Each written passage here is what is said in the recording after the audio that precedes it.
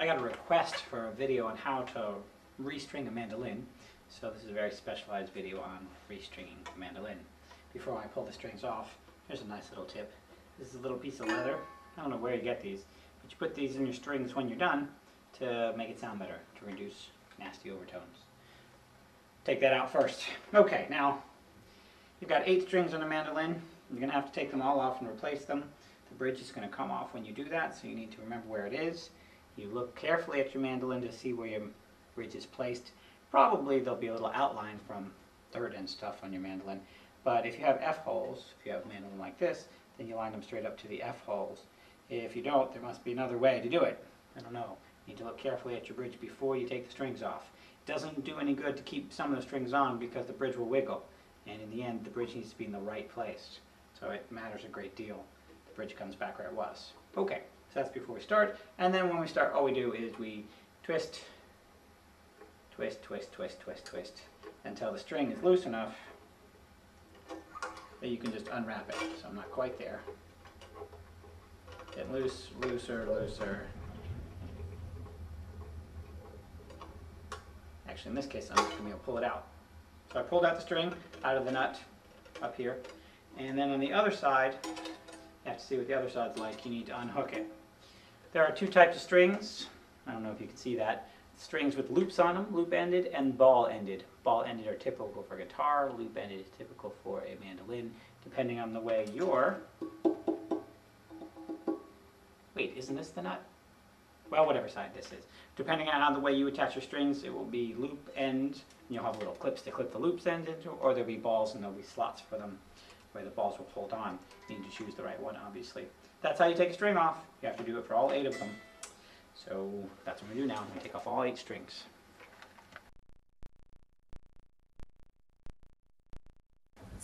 Okay, so now all 8 strings are off the mandolin.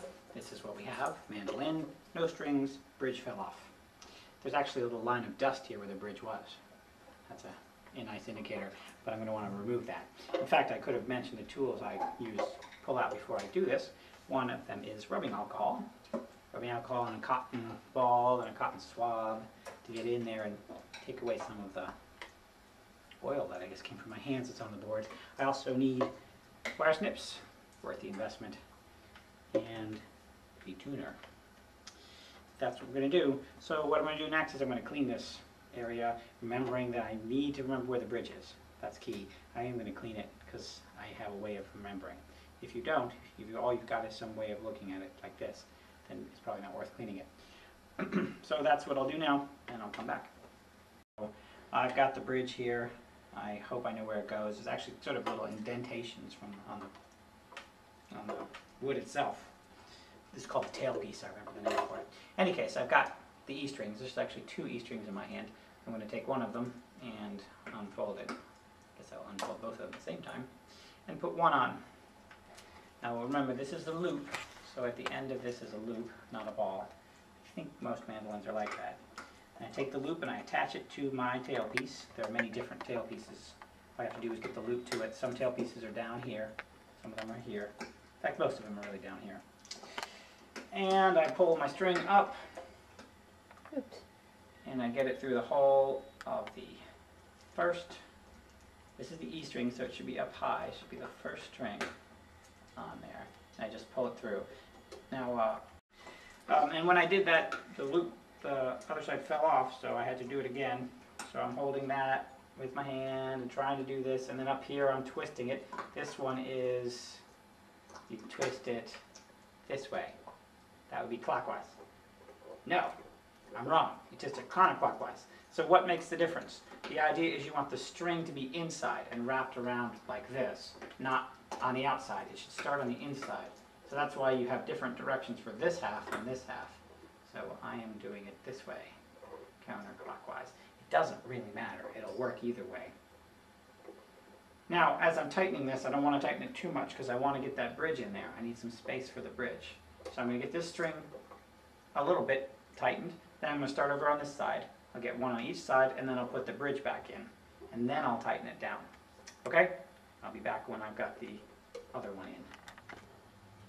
Okay, so now I've got the G string on too, and the E. The biggest string, the fattest string, closest to me, and the littlest one that goes from big to smaller to smaller to smallest. G, D, A, E. Of course, 2 G's, 2 D's, 2 A's, 2 E's. I've got both strings on. Let me repeat that when you put these strings on, you want to enter the hole from the inside, pull to the outside. You want to have your strings coming on the inside and around, not on the outside. So when you put the string in the hole, take it from the inside and pull to the outside, and then you turn the nut, the peg, whichever way will make it stay that way. So it was counterclockwise for this one, and it will be clockwise for this one. Now comes the moment of truth. I've got 2 strings in to pick up my bridge. If your mandolin's bridge stays on your mandolin when you take it off, great, you don't have to deal with this part. So now what I do is I've got 1 string each. That's enough to hold the bridge down. I'm going to slide the bridge under the strings. So I'm sliding it under the strings, and then I pull it up. Now I left the strings loose enough that I could do that. This is not, I haven't tuned or anything, I've just got them loose. I stick each one of the strings I've got in their correct hole, and then I carefully place the bridge in the correct position. And again, you can do that by looking somewhere on your mandolin. Don't you think that you should tell them how to know which direction the mandolin goes, so that the bridge goes, so they don't put it upside down? Okay, so perhaps I need to mention that the fatter string needs to go with the fatter hole.